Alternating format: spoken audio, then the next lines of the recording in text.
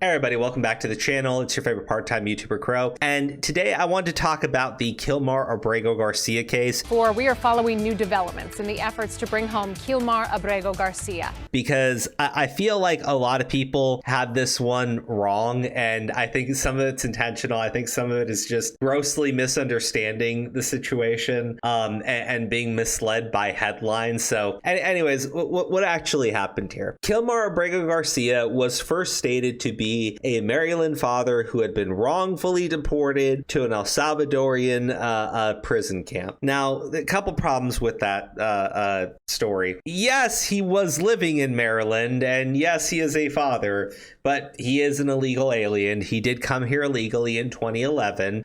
He was then busted, applied for asylum when he got busted, was denied the asylum, appealed it, was denied on appeal, and then later got a withholding of removal order because he's an El Salvadorian citizen, and back in 2019 El Salvador was a very different place. Now, in spite of that withholding of removal order, Trump in 2025, his administration winds up deporting Kilmar back to El Salvador. That is where the big problem comes in. Not that he has been deported, but that he was deported to El Salvador while this withholding of removal order was still in effect. That's the long and short of it. I'm going to go into a little bit more details as far as like the whole idea of him being a gang member, why it matters and why it doesn't matter, his wife, and then a little bit more about the withholding of removal order, and ultimately why, no matter what, his fate is going to be the exact same thing. So it first came out that he was a member of MS-13. A judge has determined this, and that is true. Now, this was not a court case related to,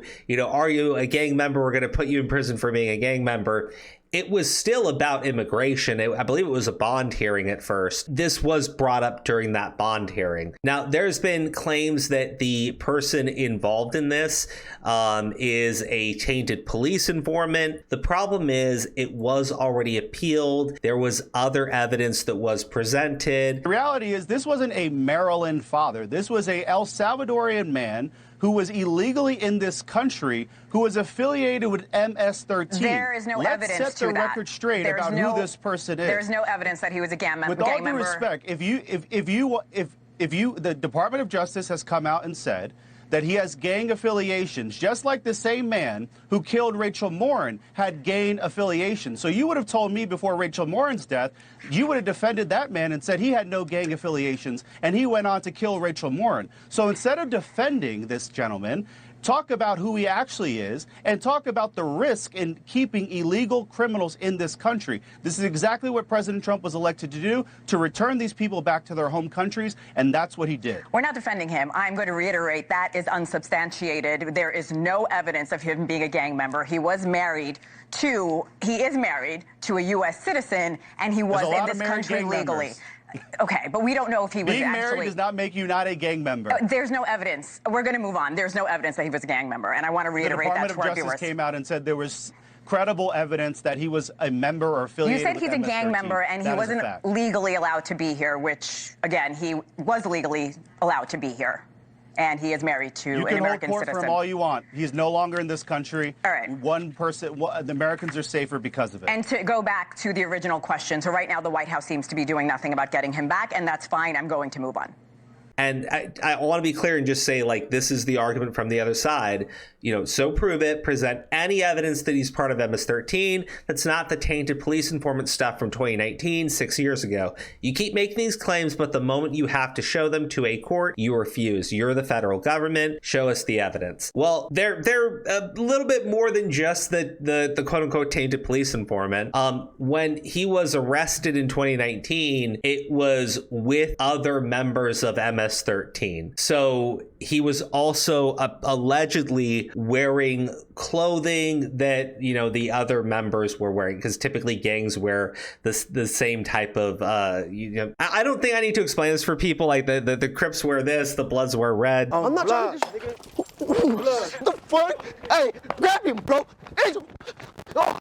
Yada, yada, yada. I think people get how gangs work. Now, to be as clear as I can, maybe this was all a big mistake, right? Maybe Garcia just happened to be at the wrong place at the wrong time and also wearing the wrong clothing. Either way, you do have circumstantial evidence showing that he is a part of this gang. Now, all that means is that he is a gang member, and potentially that would mean that the withholding of removal order is not very valid because he is listed as being part of MS-13, and MS-13 has been determined to be a terrorist organization. There's that whole argument. I don't think that necessarily matters. Now, when it comes to withholding a removal order, this was not given to Kilmar because he was afraid of the El Salvadorian government and he was worried about retribution or worried about being targeted by that government. It was quite specifically stating that he had fled gang violence and entered the U.S. illegally in 2011, and the withholding removal status was given to him because there was fear that if you returned him to El Salvador, he would be targeted by the gangs in El Salvador. That's all well and good. The problem is that was back in 2019. Something happened in 2019. El Salvador was a terrible nation. It was crime infested. The gangs ran everything. The people lived in fear. El Salvador has been known as the murder capital of the world. Just to get an idea, in 2015, the murder rate in El Salvador was higher than any country on earth, and more than 20 times higher than the US. Bukele then becomes the president, initiates these reforms, creates this massive super prison where he just starts throwing every single gang member inside of it. So my only point of bringing this up, a lot of people claim that Bukele is a dictator and everything, and they're saying that Garcia, Bukele has killed Garcia in this prison. I think, stop hyperventilating a little bit. But the point is, the withholding of removal order, it's there because Garcia stated that he was afraid of gang violence back home. You can't then state that withholding of removal order applies to Bukele after Bukele rounded up all the gangs and threw them into a big fat super prison. So when people like this dude are upset and they're going, show me all the proof. I mean, they do have evidence, even if you want to argue it's just circumstantial evidence, they do have some evidence showing that he is a member of MS-13.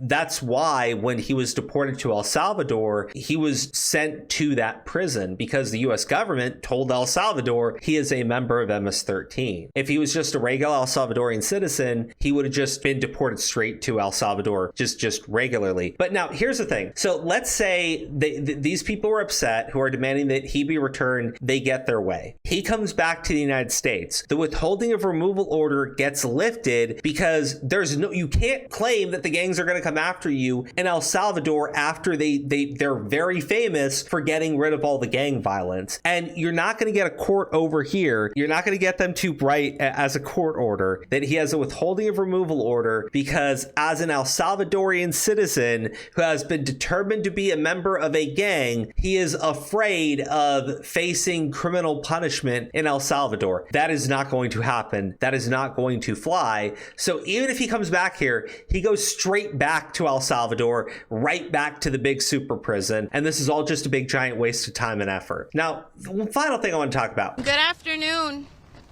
My name is Jennifer. I am Kilmar's wife.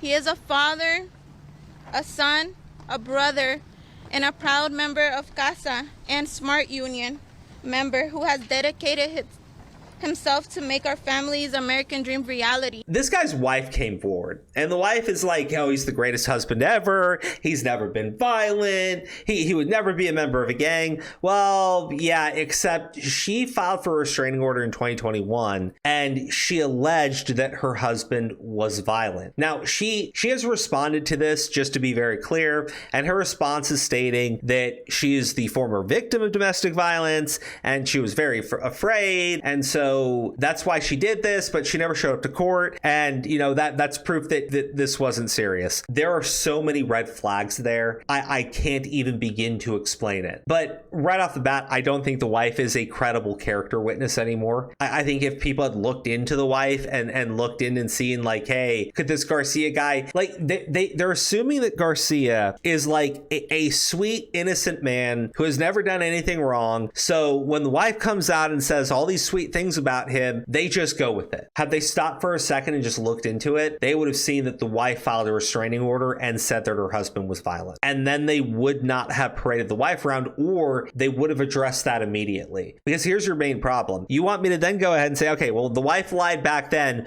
but now she's telling the truth. Wait, so in the past, she was willing to lie to protect herself, but now she is not willing to lie to protect her entire family to stop her husband from being deported. Come on. Like, you've killed your best character witness, and you have a major issue with who this guy associates with, which is apparently other members of MS-13. So anyways, guys, you tell me what you think in the comments section below. I think this entire case is stupid. I think it's ridiculous. I think people are losing their minds over a guy that, even if they got their way, even if he was returned right now to the United States, the withholding order gets removed and you go right back to El Salvador. Like, this is so dumb.